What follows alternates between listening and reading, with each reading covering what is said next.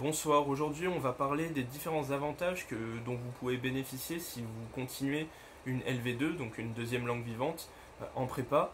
Donc aujourd'hui je vais bien évidemment parler plus des prépas scientifiques, parce que les prépas économiques normalement ont une langue vivante 2 obligatoire, et pareil pour les littéraires. Donc bien évidemment c'est une option, donc, ce qui stipule que vous n'êtes pas obligé d'en prendre une. Donc selon les établissements, vous pouvez avoir bien évidemment espagnol, italien, allemand, russe, arabe, chinois, portugais, et je crois que c'est à peu près tout au niveau des langues qui sont disponibles au concours, en sachant que selon les concours, il y a ou pas certaines langues et il y a ou pas des épreuves de langue, et il y en a pour certains où c'est obligatoire. Donc ça c'est des choses à savoir avant de rentrer en prépa, si vous avez déjà une idée d'une école en particulier, et du coup de vous préparer en conséquence si des fois vous avez une école qui demande une langue vivante numéro 2.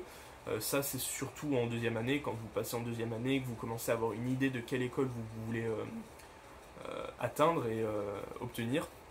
Donc alors, les principaux bénéfices d'une deuxième langue qui est continuer en prépa, c'est bien évidemment de gagner des points au concours, puisque c'est une option.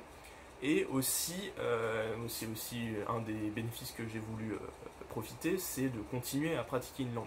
Alors certes, c'est que 2 heures par semaine, donc forcément, d'un côté, ça prend peu de temps, et ça demande en général peu de travail. Après forcément si vous y connaissez rien dans la langue, là ça va vous demander du travail et c'est peut-être pas très bien, pas optimal de la continuer, ou en tout cas dans l'objectif de gagner des points au concours. Et d'un autre côté, vous passez quand même 2 heures par semaine à soit lire ou alors à parler une langue que vous avez déjà commencé au lycée, donc ça peut être toujours bénéfique.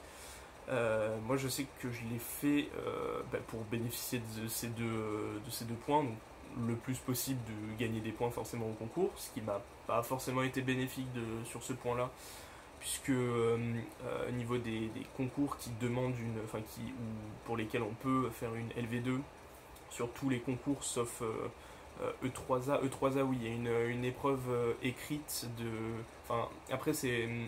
Non, il n'y a pas de LV2. Après, on peut prendre une LV1 autre que l'anglais, mais là, ici, c'est le sujet, c'est la LV2. Il n'y a pas de LV2 en AE3A, sauf si on prend une LV1 autre que anglais. Du coup, on a une LV2 en anglais, à l'écrit. Sinon, à CCP, il y a une épreuve d'espagnol à l'écrit.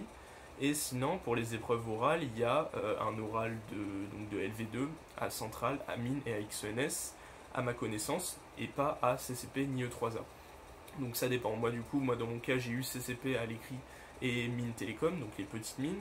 Donc à petite mine il n'y a pas d'oral d'espagnol, et à CCP j'ai passé une épreuve écrite d'espagnol qui m'a fait gagner 1,6 points au total, donc c'est rien du tout. Parce que j'ai eu juste au-dessus de la moyenne et du coup ça sert pas à grand chose, mais peut-être que ça va me faire gagner une place, on sait jamais. Et voilà, ça m'a servi qu'à ça. Mais pour aller plus loin, j'ai aussi, donc pendant 2 ans, bon la première année j'étais beaucoup plus, j'y allais beaucoup moins parce que des fois il y avait du travail, etc. et j'étais beaucoup moins à l'aise. Du coup, j'y allais pas tout le temps, mais en deuxième année, j'y allais à tous les cours, alors que c'était le contraire. En première année, quasiment tous les gens de ma classe qui faisaient espagnol allaient quasiment tout le temps, alors qu'en deuxième année, ils y allaient quasiment jamais. Et du coup, j'étais de ma classe de PC, après on était plusieurs classes réunies, mais à la fin de l'année, on était quand même assez peu à rester en cours d'espagnol en deuxième année. Mais du coup, j'avais le temps d'y aller, donc du coup, je faisais ça et ça me faisait toutes les semaines avoir un peu d'espagnol. On lisait, on parlait, notre prof nous faisait aussi parler, parce que c'est très important, c'est ce qu'on fait assez peu au final au lycée, donc c'est très utile. Et ça m'a permis, en fait, là maintenant je pratique encore, j'essaie encore de parler un peu espagnol avec des gens, justement pour continuer à faire vivre entre guillemets cette langue vivante, parce qu'en plus j'aime les langues étrangères. Donc forcément c'est un peu pour ça.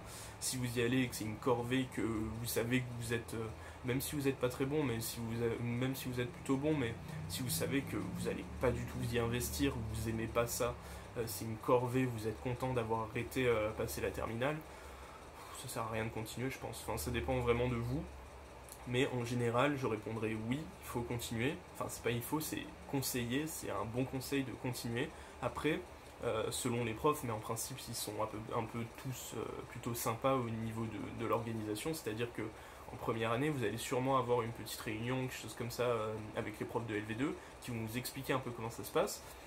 Vous pouvez vous inscrire selon ce qu'ils vous disent, et bien évidemment en ayant une réserve, si vous allez au premier cours, deuxième, troisième cours, et qu'après soit ça vous mange beaucoup trop de temps au niveau de votre emploi du temps, ou alors que vous voyez que vous comprenez vraiment rien, que ça sert vraiment rien, que ça va rien vous apporter, vous êtes toujours à même de arrêter d'y aller, tout bien évidemment en prévenant le professeur, etc. Parce que voilà, il faut faire les choses en règle.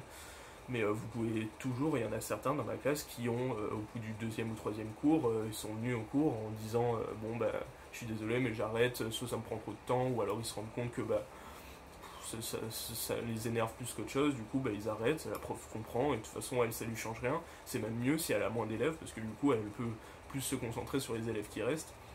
Donc voilà, même aussi un conseil, si des fois vous allez en LV2, vous allez pendant toute l'année en sachant pertinemment que vous ne voulez pas y aller, après ça dépend, peut-être votre professeur va vous dire non, vous êtes obligé de rester, sinon vous avez telle ou telle punition, je ne sais pas, mais ça se fait plus en prépa. Sinon, si vous y allez pour ne rien faire et que vous savez que vous ne voulez pas y aller, n'y allez pas, parce que sinon ça risque aussi de perturber les gens qui sont là pour apprendre ou pour continuer la matière. Et du coup, en principe, ça fait des classes, surtout en deuxième année, des petits groupes de classes, et qui sont très investis, et du coup, souvent, ça avance très vite, et les professeurs aiment beaucoup. Enfin, en tout cas, nous, notre prof, en fait, il y a deux profs d'espagnol, parce qu'il y a plus de gens qui font espagnol que allemand et italien. Allemand et italien, c'est une prof pour les deux classes, donc les premières années et les deuxièmes années sont tous regroupés au même endroit, au même moment, alors que pour l'espagnol, on a une classe par niveau. Et du coup, bah, les premières années ont une prof qui les suit en deuxième année aussi. Et puis nous, on a eu en première année une prof, donc on n'était que entre première année. Et cette année donc, de deuxième année, on avait toujours la même prof qui nous suivait, donc qui nous connaissait, qui nous a eu pendant un an. Et elle a eu que nous. Elle était aussi prof forcément de collège et de lycée au même endroit, mais au niveau des prépas, elle avait que nous. Et du coup, bah, même déjà au bout de la première année, au bout de la moitié de la première année, elle nous connaissait.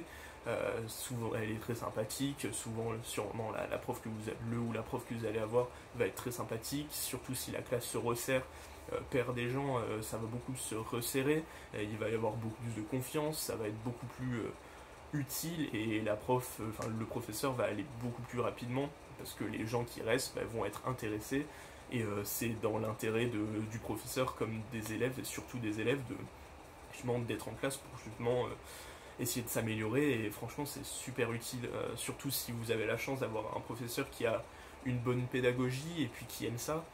Et franchement, là, ça va vraiment vous être utile. Donc moi, je suis pas déçu, je regrette absolument pas. Si je savais que ça me faisait gagner quasiment rien, au final, je pense que j'aurais quand même, si c'était à refaire, j'aurais quand même refait la LV2, parce que bah, déjà la prof était géniale, même si je pouvais pas le savoir avant d'y venir. Et puis je sais pas, c'était super sympa, et vraiment au début en première année j'allais plus, je savais que la prof était sympa et on l'aimait bien, du coup on y allait, mais c'était vraiment un peu une corvée, et qu'en deuxième année j'y allais vraiment parce que je commençais à comprendre plus de choses, etc. Et vraiment j'y allais juste parce que j'avais envie, je me disais bon bah, je vais me caler. Nous en plus on avait que une heure, parce que comme il y avait deux groupes, parce que oui, comme il y avait pas mal de gens, notre prof séparait en première année, elle faisait une heure avec les MPSI et une deuxième heure avec les PCSI, parce on était assez pour faire deux classes, deux petites classes, mais deux classes, et du coup on avait plus qu'une heure par semaine, donc c'était rien du tout. Et ça demandait en plus quasiment pas de travail à côté.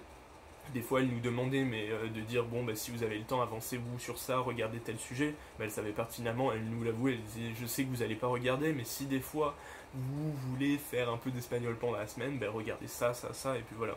Du coup il y en a qui le faisaient, il y en a qui même en deuxième année, notre prof faisait un suivi beaucoup plus personnalisé, comme on était moins nombreux.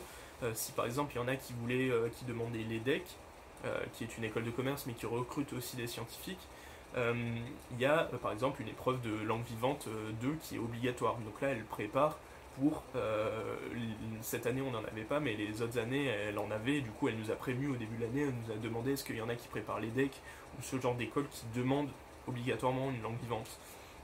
Et on en a aussi, il y en avait une qui préparait je sais plus quelle école, mais une école hors, enfin soit avec son propre concours ou quelque chose dans l'aérospatial ou quelque chose comme ça, et du coup qui avait une épreuve encore à part d'espagnol et du coup qui préparait, il y avait une expression écrite ou quelque chose comme ça, et du coup la prof lui faisait ses épreuves, lui préparait au cas par cas, et c'était super utile. Et en deuxième année on commence aussi l'école d'espagnol, parce que du coup on a toujours 1 heure par semaine d'espagnol, mais sauf que la première heure, donc c'est tout le monde, comme on est beaucoup moins nombreux, les MP et les MPSI sont regroupés dans la même heure, et puis la deuxième heure est réservée au call, donc la prof fait passer souvent 2 personnes en call, et du coup on a un planning, toutes les semaines on a 2 personnes qui passent, selon si on veut faire centrale, mine ou XENS, et après quand on a les admissibilités, ben, elle nous refait passer. Donc moi après j'avais pas d'admissibilité qui était compatible avec des oraux d'espagnol, du coup ben, j'ai arrêté d'y aller. Et du coup, ça réduit encore les gens, il devait y en avoir quelques-uns, et du coup, qui préparaient, eux, pour leurs oraux de mine ou de centrale, et du coup, voilà, ou leurs propres oraux de leur propre concours. Du coup, c'est très utile, et franchement, si vous avez la chance d'avoir une professeure, un professeur qui est aussi investi, et que vous aimez l'espagnol, et que de base, vous n'êtes pas trop mauvais, enfin, l'espagnol ou la langue, la LV2 que vous faites, franchement, allez-y. Et aussi, pensez, je termine sur ça, pensez si des fois vous êtes naturellement bilingue. Nous, il y avait italien dans notre classe, et c'est tout, au niveau bilingue, qui prenait, ou même si vous êtes plus fort, par exemple en espagnol ou en italien qu'en anglais, même si c'est un peu dommage, parce que l'anglais est quand même beaucoup plus important au niveau professionnel, etc. etc. Bon, je vais pas vous le rabâcher une énième fois, mais passer en LV1 la langue que vous préférez et que vous êtes le plus à l'aise, ou encore plus si vous êtes bilingue espagnol ou italien ou allemand ou tout autre LV2, bah, passer là en LV1, c'est possible sur quasiment tous les concours. Là, il faut se renseigner plus précisément.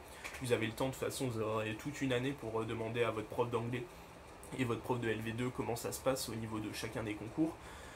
Mais je sais que je crois qu'à CCP, je crois qu'il y a mine, ou je crois qu'il n'y a pas eu, par exemple pour ceux qui faisaient, parce que tous ceux dans notre classe qui faisaient LV1 autre que anglais, c'était italien, et je crois qu'à mine ou à centrale, il n'y avait pas LV1 italien, ou à XENS, je crois que c'était XENS, il n'y avait pas LV1 italien parce qu'il n'y avait pas assez de monde. Enfin, ça dépend un peu des années, mais pensez à ça si des fois vous êtes bilingue, vous êtes franco-italien, et que vous parlez super naturellement italien, et que même si vous êtes bon en anglais, mais vous êtes beaucoup plus à l'aise en italien, faites ça parce que ça vous fera gagner des points au concours.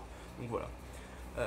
C'est tout ce que j'ai à dire. Ça, de toute façon, vous voyez avec votre prof de LV2 et d'anglais, ils sauront vous répondre. Moi, je n'ai pas fait ça, donc je ne sais pas exactement comment ça se passe, mais je sais que c'est au moment des inscriptions sur SCEI pour les concours, etc. Donc voilà, passez une bonne soirée. J'espère que ça avait été utile. Exprimez-vous en commentaire si des fois vous avez des choses à dire sur ça pour compléter ce que j'ai dit. Et voilà, bonne soirée.